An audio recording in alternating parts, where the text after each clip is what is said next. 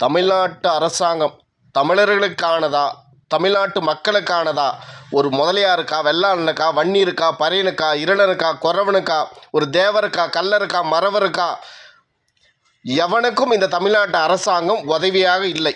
அவர்கள் கொள்ளையடிக்கிறத மட்டும்தான் கொள்கையாக வச்சுட்டு இருக்காங்க. ஆந்திராவிலேருந்து ஒரு போலீஸ் பொறுக்கிங்கன்னு தான் சொல்லுவாங்க. அந்த பொறுக்கி நாய்ங்க வந்து இங்கே தமிழ்நாட்டு பெண்களை கடத்தி கொண்டு போய் கற்பழித்து அவர்கள் பிறப்புறுப்பில் மிளகா பொடி போட்டு அமிச்சானுங்க. அரெஸ்ட் பண்ணிட்டீங்களா அவங்கள? அதுக்காக நாம் தமிழ் கட்சி போராட்டுச்சு கிருஷ்ணகிரியில். அதை பேசாதீங்கன்னு சொல்லி திமுககாரன் வந்து சண்டை போடுறான். அரெஸ்ட் பண்ணிட்டீங்களா அவனை? கர்நாடகாவில் தமிழ்நாட்டு டிஎன் பதிவு கொண்ட எல்லா வாகனத்தையும் நிறுத்தி ஜெட்டியோட அடின்னு அடித்தானுங்க கர்நாடகாரனுங்க. கைது பண்ணிட்டீங்களா அவங்கள? ஒரு கர்நாடகாக்காரன் கொடியோடு வந்து தமிழ்நாட்டுக்குள்ளே வராத எங்கள் ஊருக்குள்ளே கொடியோடு வராத அப்படின்னு சொல்லி அவனை ஒரு அடி அடிச்சிட்டாருன்னு சொல்லி இப்போ அவரை கைது செய்து உள்ள குண்டர் சட்டத்தில் அடைச்சிருக்கீங்க. எவ்வளோ ஒரு கேவலமாக இல்லை உங்களுக்கு?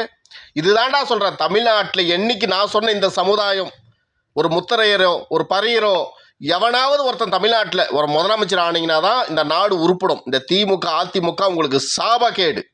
அது திமுக வந்து சாபக்கேடு, சபிக்கப்பட்டுருச்சு. ஒரு முதலியார் வாழ முடியாது, வெள்ளாளம் வாழ முடியாது, ஒரு பிள்ளை வாழ முடியாது, ஒரு முக்கோணத்தர் சமுதாயம் எவனும் கல்லர், மறவர், அகமுடியர், கோணார், நாடார், தேவர், பிள்ளை, முத்தரையர், ஒரு வன்னியர், பறையர் எவனாலையும் உங்களால் வாழ முடியாது.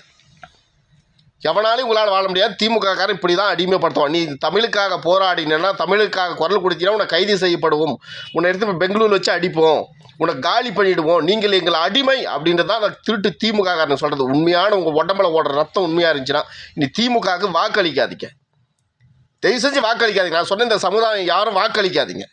இல்லை சார் எங்கள் உடம்புல கொஞ்சம் மாதிரியாக ஓடுது, எங்கள் அம்மா ஆந்திராவுக்கு போயிட்டு வந்தாங்கன்னா அது ஒன்றும் செய்யவே முடியாது.